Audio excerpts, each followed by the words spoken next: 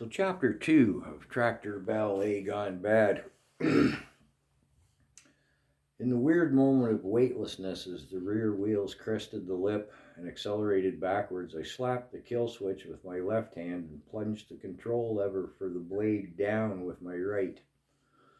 I heard a crunch followed by a slash and what might have been a soft cry of anguish. I was momentarily disorientated and felt a sick swaying motion. The swaying seemed to stop, and I was drowned in the sounds of splashing, thrashing, and some articulate verbalizations below me. I looked down to see Todd sprawled in his back below me, a look of abject horror on his face.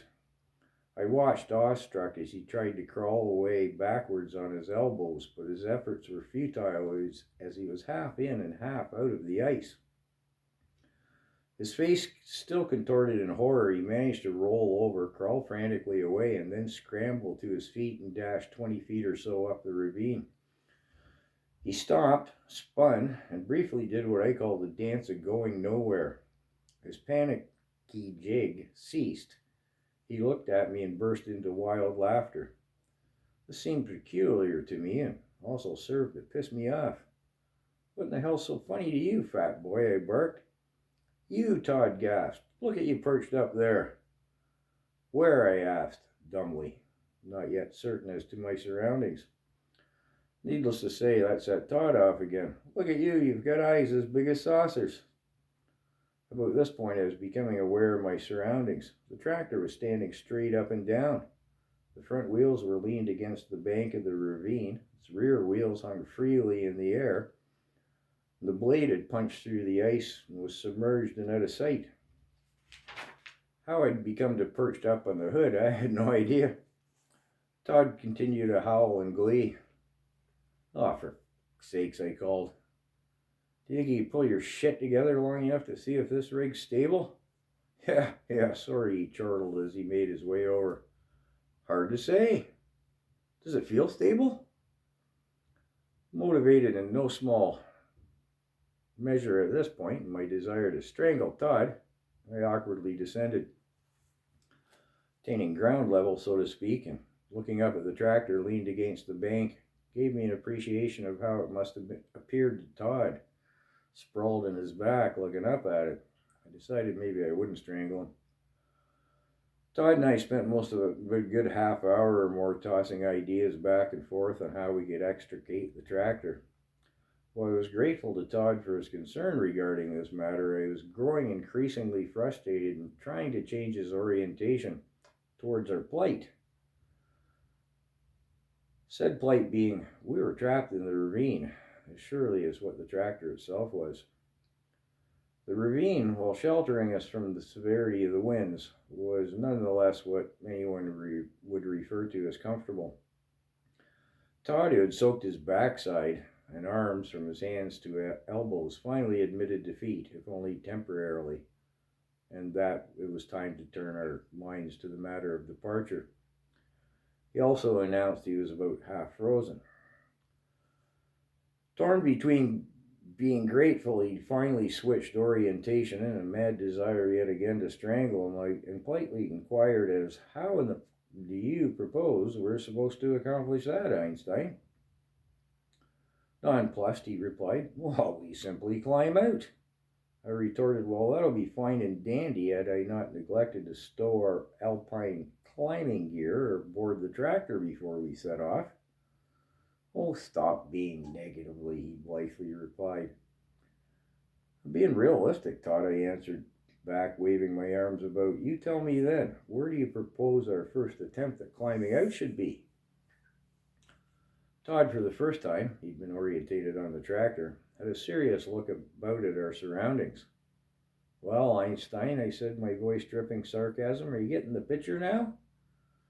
I watched as Todd debated whether to strangle me or preserve me for his assistance. Todd looked about once more and decided no doubt the wisest course would be to strangle me after we got out of our predicament. "No problem. It can't be more than 6 or 7 feet up deep near the end of the waterfall there. I'll boost you up and then you pull me up."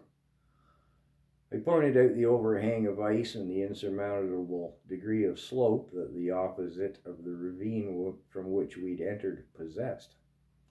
"Oh, stop being so damn negative," he replied. "Come on." We trudged up the ravine in a mutually stony silence. "Here," I announced. "We don't want to get any closer to the open water. Come on, I'll boost you up." "Waste of time," I replied. "I'll boost you up and you have a look-see." "Fine, then," he snapped in return. With no small measure on both of our behalves, Todd managed to climb up and, standing on my shoulders, put him about waist high to the top. "Oh, shit. You gonna stay up there all day?" I grunted, straining in painful exertion. Coming down. Todd's descent left us sprawled in a tangled heap on the ice. "You're right," he said. "It's impossible. The slope's way too steep from one side to the other." "So that's why you hung out up there so long?" I gasped. "Well, I wanted to have a good look about and make sure while I was up there," he responded, helping me to my feet. "Well, fair enough," I panted, still catching my breath. "So has the severity of our situation imposed itself upon you yet?" I inquired in all due seriousness. "Well," he paused, "we're not stumped yet. Let's go down to the other end and have a look."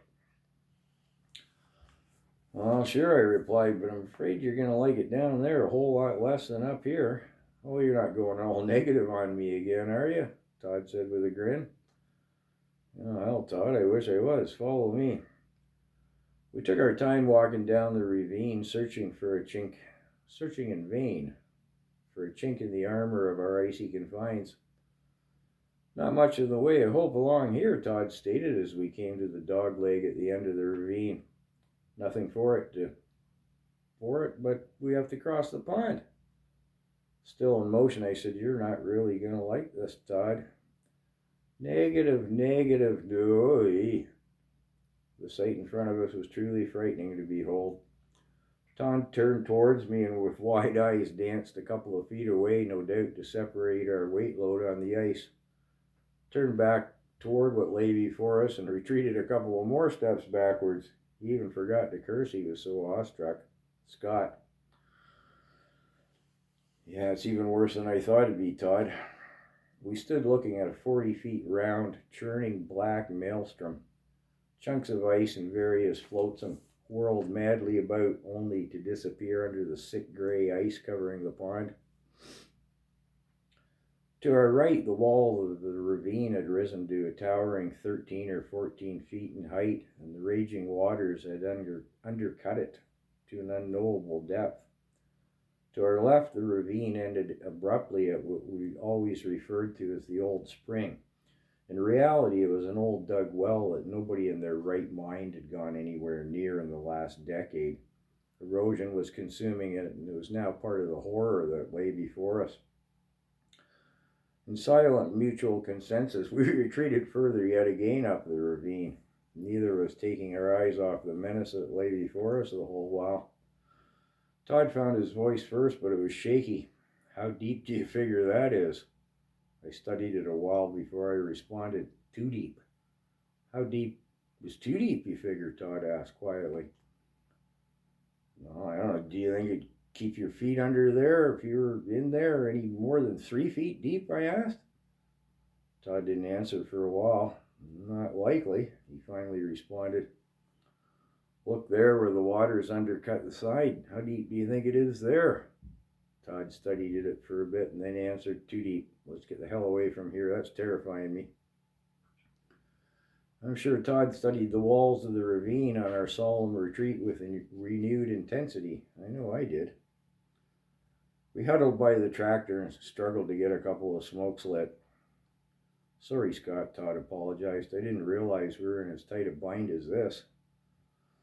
"That's okay," I responded. "I had no idea myself it was that bad down there at the pond."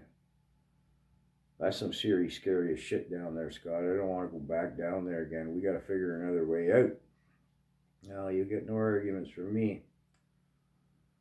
As we finished our smokes, Todd put his gloves on the manifold of the tractor in the futile hope it still retained some heat and pulled his arms into his jacket, reiterating yet again how he was half froze.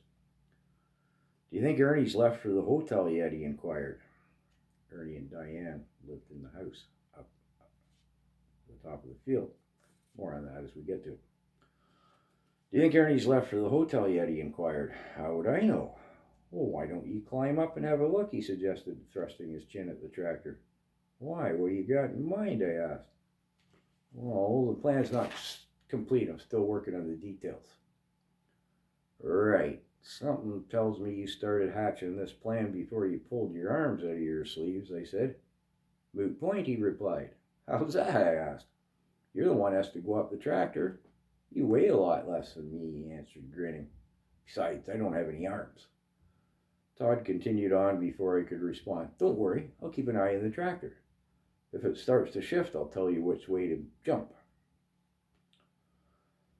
Muttering to myself, I began my awkward climb up the old tractor. Hurry up there, I'm half froze, he called up to me. What? Say what? He called a moment later. I didn't get that. Something about a throat?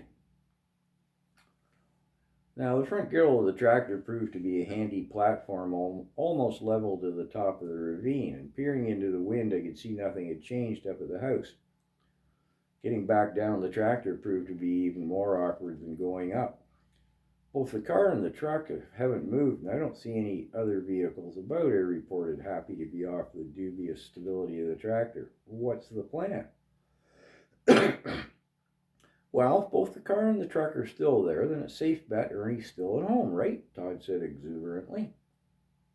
Sure enough bet, I answered. So you perch up there on the tractor, and when he comes out, stand up, wave your arms, and yell your head off. Catch his attention and,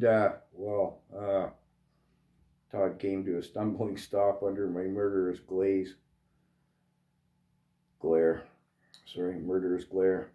I surely do hope there's some of that part of your plan I failed to grasp, I growled. Because the way I figure it, Ernie will dash out of the house, around the far side of Diane's car, and into his truck, which he apparently didn't notice is faced away from us. It's highly unlikely he'll return to the house while the truck warms up. That's damn near of an eighth of a mile up to the house. If I were quintuplets screaming into that wind, do you really think he'd hear me? After a mutually sullen pause, Todd said, us. You should have said us. If you were quintuplets, that's plural. Me is singular. I was halfway down the ravine when I heard Todd yell after me, What's that? Something about a boat? And I might as well do chapter 3 right now.